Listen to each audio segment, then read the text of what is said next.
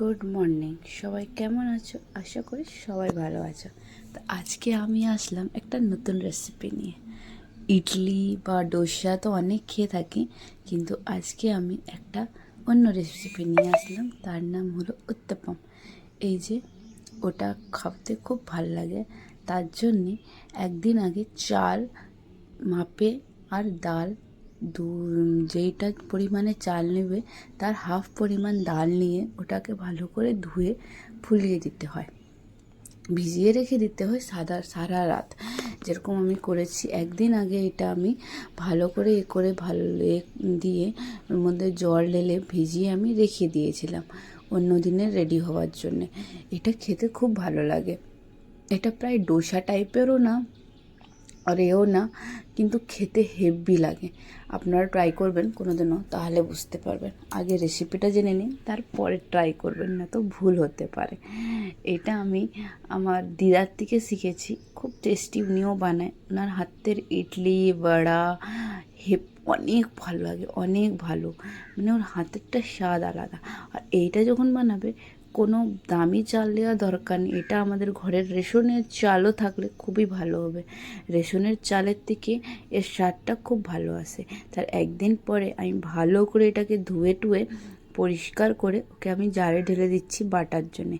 এবার বাটবে কেমন সেটা এফেক্ট হলো, বাটবে একবারে স্মুথ। আচ্ছা, ডালটা কে ছিল সেটা তো আমি বলতে ভুলে গেছি। ডাল ছিল আপনার বিড়ির ডাল। বিড়ির ডালটা দিলে এটার স্বাদ আলাদা আসে, যেহেতু অন্য কোনো ডালে এটা টেক্সচার আসে না, তার জন্যে। এই যে আমার বাটা হচ্ছিল, এবারে একটু একটু করে বেটে তারপরে দেখে দেখে জল মিশাতে হয়, যেহেতু একটু প্রথমে ড্রাই করে বাটবেন, তারপরেই এর মধ্যে হালকা করে জল দিবেন, দেখবেন একবারে স্মুথ পেস্ট হয়ে গেছে। দেখতেই পাচ্ছেন কতটা স্মুথ পেস্ট হয়েছে, সেটাই হেভি লাগে খেতে। কিন্তু এটার হয়ে যাবার পরে একে ভালো করে ফেটিয়ে দিতে হয় সবগুলোকে করে। এই যে হয়ে গেছে যেরকম, এবারে এর থেকে আমি কিছু পরিমাণ, সবগুলো তো নিয়ে যাবে না, তার জন্য কিছু পরিমাণটা নিয়ে আর কিছু পরিমাণটা বাইরে রেখে দিব। যেহেতু আমাকে ইডলি বানাবার আছে, তার জন্য একে একদিন আমি বাইরে রাখবো। হালকা একটু সোডা দিয়ে বাইরে রেখে দিলে অন্য দিন ইডলিটা খুব ভালো হয়। তাছাড়া এর মধ্যে না পেলে ইনো দিয়ে দিন, সঙ্গে সঙ্গে একটু ফেটে দিন, দারুণ লাগবে। এইবারে যেহেতু তাওয়াটা আমার একটু ব্যান্ড আছে, প্লিজ মাইন্ড করবেন না। ওর মধ্যে একটা পেঁয়াজটাকে মাঝখান থেকে চিড়ে একটু সামান্য তেল দিয়ে ভালো করে একে ঘষে একার পার থেকে ওই পার করে নেওয়া হলেই এর মধ্যে ব্যাটার ছাড়বেন। এবার ব্যাটার আমি একটু পাতলা রেখেছি, যেহেতু আমাকে হালকা আপনাদের ক্রিস্পি দরকার, আর আমাকে একটু জালি জালি টাইপের দরকার। এটা গোল মোটামুটি হয় না, এটা কি মাপামাপি এরকম একটু জালি জালি টাইপের হয়, তো খেতে হেভি লাগে। তার জন্য এটাকে একটু লো ফ্লেম করে একটু রাখতে হবে, যতক্ষণ না ও নিজের থেকে উঠার জন্য রেডি থাকবে, ততক্ষণ এটাকে ভালো করে স্টিম করতে হবে। যেই যেরকম হয়ে যাবার পরে দেখবেন হালকা এরকম উঠা উঠা টাইপের লাগবে। এইটা উপর সাইডটা পুরোই আপনার ড্রাই টাইপের হয়ে যাবে, তখনই ভেবে নেবেন হ্যাঁ কমপ্লিট হয়ে গেছে। দেখতে পাচ্ছেন একবারে কাগজ বেরিয়েছে, এই দেখুন একবারে কাগজ, এত পাতলা কি বলাই যায় না, সত্যিই হয়েছিল। কিন্তু তারপরে ওর চাটনির পালা। প্রথমে ছোলা ডালের চাটনি বানাবো, তার জন্যে আমি একটু কড়াতে ভালো করে তেল দিয়ে দিব। তেল দেওয়ার পরে তেলটাকে একটু গরম হতে দিব, যেহেতু ঠান্ডার তেলে কিছু জিনিস ঢাললে ওর গন্ধটা এসে যায়, তার জন্যে তেলটাকে ভালো করে গরম করে তেপিয়ে নিতে হয়, তারপরেই কিছু করা ভালো। এই দেখুন, তার মধ্যে দেখতে পাচ্ছেন তেলটা এখনও গরম হয়নি, তার জন্যে আমি ওয়েট করছিলাম কি তেলটা গরম হোক আর ওর মধ্যে আমি একটু মশলাপাতি ছাড়তে পারি। প্রথমে শুকনো লঙ্কা আর একটু সামান্য জিরা দিব। জিরা দেওয়ার পরে ওর মধ্যে দিয়ে দিব সরষা, হালকা করে সর্ষা দেওয়ার পরে ওর মধ্যে ছেড়ে দিব রসুন আর লঙ্কার। প্রথমে রসুন ছাড়বো, যেহেতু রসুনের পরিমাণ একটু সামান্য বেশি রাখবেন, তাহলে টেস্টটা বেশি আসে। তার জন্যে ভালো করে একটু ছেড়ে ওকে ফুটাফুটি করে ওর মধ্যে আমি দিয়ে দিব ছোলা ডাল, যেহেতু ছোলা ডালের চাটনি করছি তার জন্যই ছোলা ডালটা দিয়ে খুব মাস্ট। ছোলা ডালটা দিয়ে তার মধ্যে 2-4টা কাঁচা লঙ্কা দিয়ে দিচ্ছি। এরকম বাটলে খুব ভাল লাগে, কিন্তু দেখবেন কোনো দিনও ট্রাই করে। এটা চাটনি আপনি সিম্পল রুটির সাথেও খেতে পারেন, আদারওয়াইজ অন্যর সাথেও খেতে পারেন। তো দেখতে গেলে ভালোই লাগবে। আমার চাটনিটা প্রায় হালকা ফুলকা হয়ে গেছে, তার মধ্যেই এবারে নামিয়ে দিব এটাকে। আর লড়াচড়া করছি যেহেতু একটু লাল লাল হয়ে হালকা লাল হওয়া দরকার, বেশি হলে কিন্তু এ পুড়ে যাবে। তার জন্যই এটাকে ভালো করে নামিয়ে আমি অন্য একটা থালায় রেখে দিচ্ছি। দেখতেই পাচ্ছেন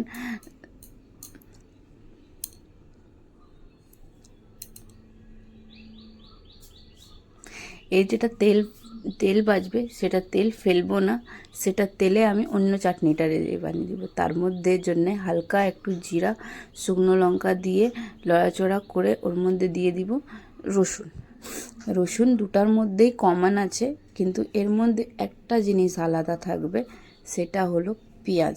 এইটার মধ্যে রসুন পেঁয়াজ দুটোই যাবে। হালকা করে রসুনটা দিয়ে দিলাম, তার মধ্যে হালকা করে লড়াচড়া করে তার মধ্যেই আমি দিয়ে দিব পেঁয়াজ কুচো করা।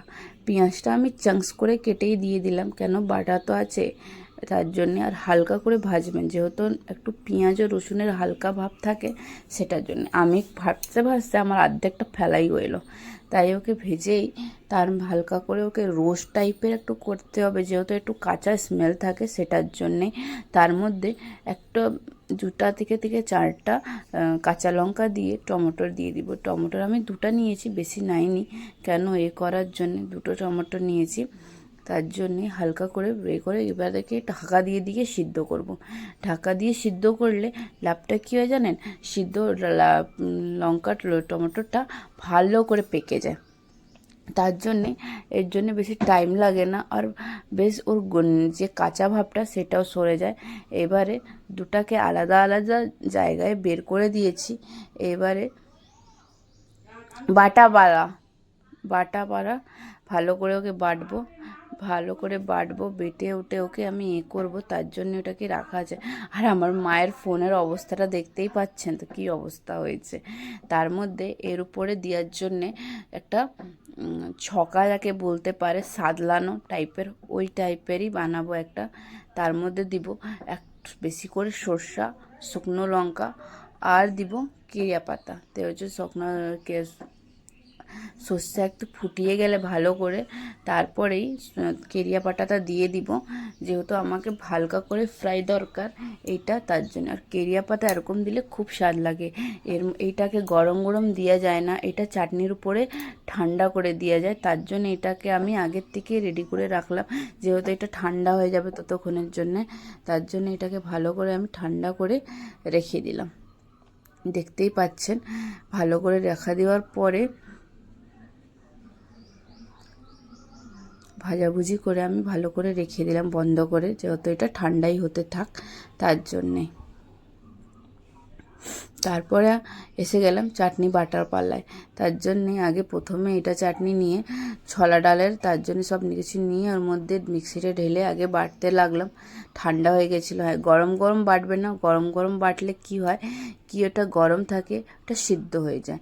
তার মধ্যে একটা টুকরো আদা দিয়ে দিই, কাঁচা আদা দিলে আলাদা টেস্ট হয়ে যাবে, তার জন্যেই কাঁচা আদা দিয়ে ওটাকে ভালো করে বেটে দিলাম। ঠান্ডা, কিন্তু মনে রাখবেন চাটনিগুলো ঠান্ডাই বাটবেন, গরম বাটলে কিন্তু চাটনি সেটা টেস্ট আসে না। আমার 2টা চাটনিই বাটা হয়ে গেছিলো, ওইটা দেখানো হয়নি আর এইটা বাটা দেখানো হয়নি। 2টা চাটনিই আমার কমপ্লিট হয়ে গেছিলো প্রায়। দেখতেই পাচ্ছেন এত কড়া হলে চলে না, ওর মধ্যে সামান্য একটু জল দিয়ে করে দিলেই আপনার রেডি হয়ে যাবে চাটনি। এবারে 2টার মধ্যেই আমি ভালো করে এই যে আগে যেটা বানিয়েছিলাম সেটা দিয়ে দিলাম। খুব কিন্তু স্বাদ হয় ওটা দিলে, দেখবেন কোনোদিনও এরকম চাটনি ট্রাই করে আপনারা বুঝতেই পারবেন না কি চাটনি আমি কোনটা খেয়েছি আর কোনটা নেই। এত ভালো লাগে এই চাটনিটা। এই যে আমার চাটনিগুলো বাস প্রায় রেডি হয়ে গেছে সবগুলো, আর সবগুলোর 2টার মধ্যেই একটু একটু করে চাটনিটা দিয়ে দিচ্ছি ভালো করে, যেহেতু আছে বলে। ভালো করে মিক্স করব দুজনকেই।